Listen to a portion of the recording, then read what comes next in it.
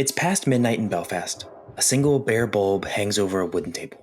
Around it, 5 men whisper in hushed tones, using only first names or war names. On the table, an unfolded street map, 2 battered rifles, and a block of a beige plastic explosive known as Semtex, nearly impossible to detect, smuggled in from Libya. Outside, a British Army patrol idles past. They don't know it, but in this back room, an operation is being finalized. A car bomb will detonate tomorrow. The bomber? He's just on the other side of the wall, chain smoking in silence. This isn't a movie scene. This happened. It happened hundreds of times throughout the conflict known as the Troubles. This video is a dive into the clandestine world of the IRA, a war fought not in battlefields, but in shadows, with aliases, safe houses, coded messages. To understand how the IRA became a masterclass in guerrilla secrecy, we must go back to where it all began. In the early 20th century, British rule over Ireland was enforced by the authoritative might of the empire, but the Irish had a weapon of their own: secrecy.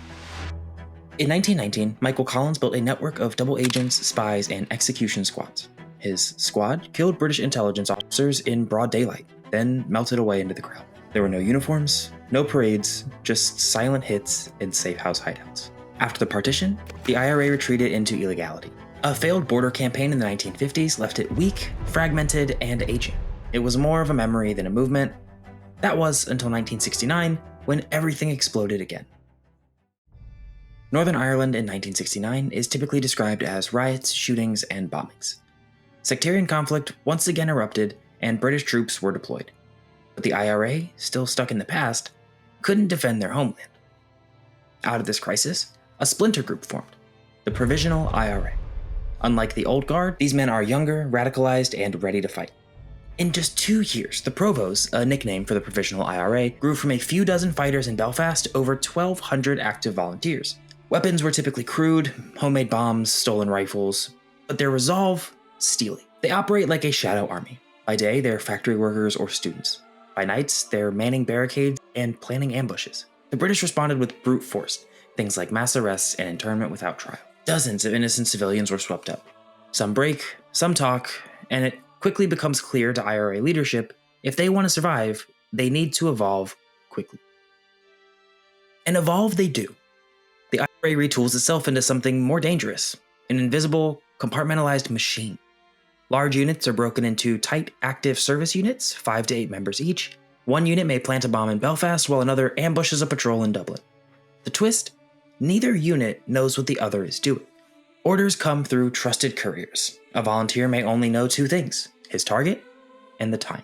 The IRA's Army Council, the top command, becomes almost mythical. Few have seen its members, fewer know where it meets. Training is secretive, often done in forests or abandoned barns. New recruits study the Green Book, which is the IRA's introduction manual. It teaches not just tactics, but discipline. How to hold up under investigation, how to spot a tail, how to vanish, and it works. Arrests fall, informants dry up, and British intelligence finds itself chasing shadows.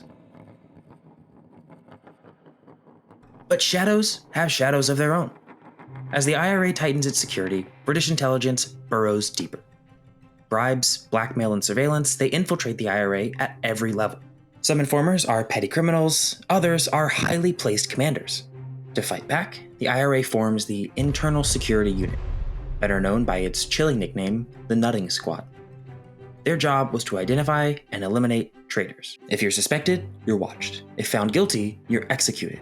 Usually, a single shot to the head, sometimes you're never found at all. One woman, a mother of 10, Jean McConville, was dragged from her home in 1972 in front of her children.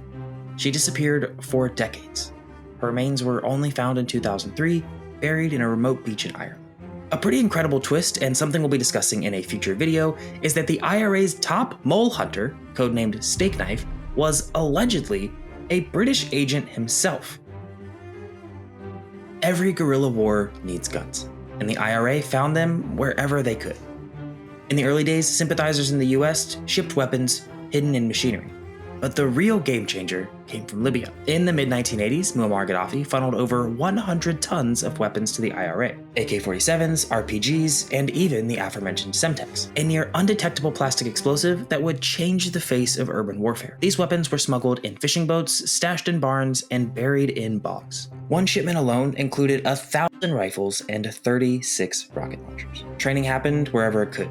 Forests in Ireland, secret camps in Lebanon, even with Palestinian militants and Basque separatists. The IRA bomb makers became infamous, crafting devices that could destroy armored convoys or assassinate from a distance with radio triggers.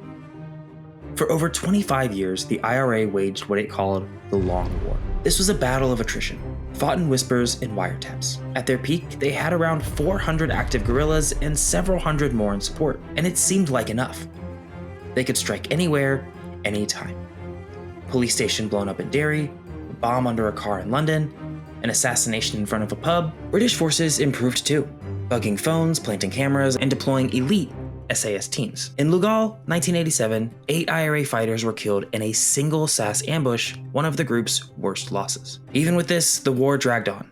In 1994, after decades of death, the IRA declared a ceasefire. By 1998, the Good Friday Agreement brought the conflict to a formal close.